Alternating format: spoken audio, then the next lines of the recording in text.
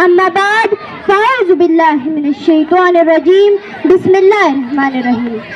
آزادی چندہ کی قیمت ہے، تاروں سے چھلکتی ہے، ایسی یہ تڑپ ہے آنکھوں سے لپکتی ہے، بن بن کے لہو دل کا رگ رگ سے ٹپکتی ہے. اس آگ کو کب تک تم ہتھیار سے روکو گے، یہ آگ جذبے کی زبانوں سے بھڑکتی ہے.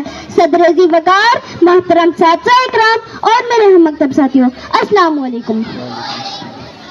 مجھے آج جس موضوع سخن پر لب کشائی کا موقع ملا ہے اس کا عنوان ہے آزادی ایک نعمت ہے. صدر ذی وقار، آزادی پنجرے میں پھڑپھڑاتے پرندے کی آواز کے کر کا نام ہے.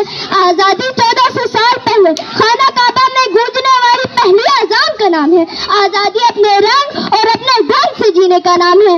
آزادی اپنے رواج اور اپنی ریت کا نام ہے. صدر محترم، آزادی کی قدر قفس میں پر مارتے پرندے سے پوچھیے، آزادی کی قدر 1947 کے شہداء سے پوچھیے. صدر محترم، آزادی کی قدر روح کان سے پوچھیے، خواب اقبال سے پوچھیے، یا کشمیر کے لہو سے بہتے جھرنوں سے پوچھیے، جھیل ڈل میں تیرتی لاشوں سے پوچھیے.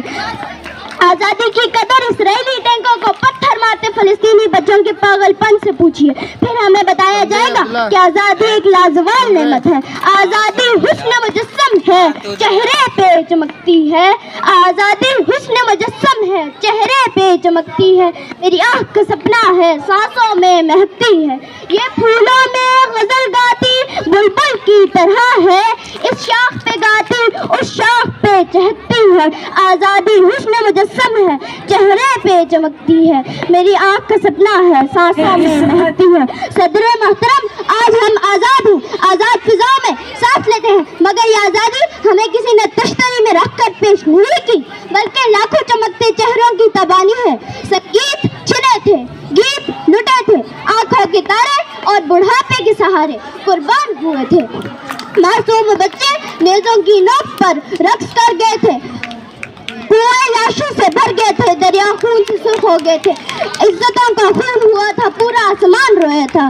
ہٹلر اور چنگیز خان نے شرم سے منہ پایا تھا. تب کہیں جا کر یہ خطہ زریاب، یہ خاک نایاب، یہ تحفہ کامیاب ہمیں نصیب ہوا. صدر محترم، بلا شبہ آزادی ایک عظیم نعمت ہے. میرا تصور مجھے سرنگا پٹھن کے میدانوں میں لے جاتا ہے جہاں ٹیپو سلطان آزادی کے لیے لڑتے ہوئے امر ہو گیا. میرا تخیل مجھے لاہور کے منٹو پارک لے جاتا ہے جہاں آزادی کے نعرے گونجتے تھے. میرا وجدان مجھے 1857 کی جنگ آزادی کے مناظر دکھاتا ہے جہاں آزادی کے نعرے گونجتے ہیں، اور 1965 کے وہ گمنام شہداء کی یاد دلاتا ہے جو اپنے سینوں پر بم باندھ کر ٹینکوں کے سامنے لیٹ گئے. آخر کیوں؟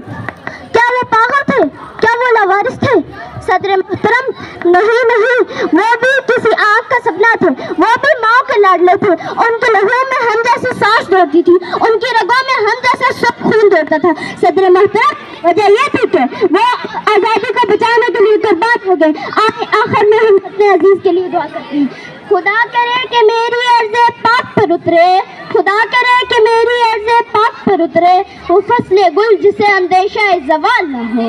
یہاں جو پھول کھلے کھلا رہے برسوں، یہاں جو پھول کھلے کھلا رہے برسوں، یہاں سے خزاں کو گزرنے کی مجال نہ ہو. شکریہ.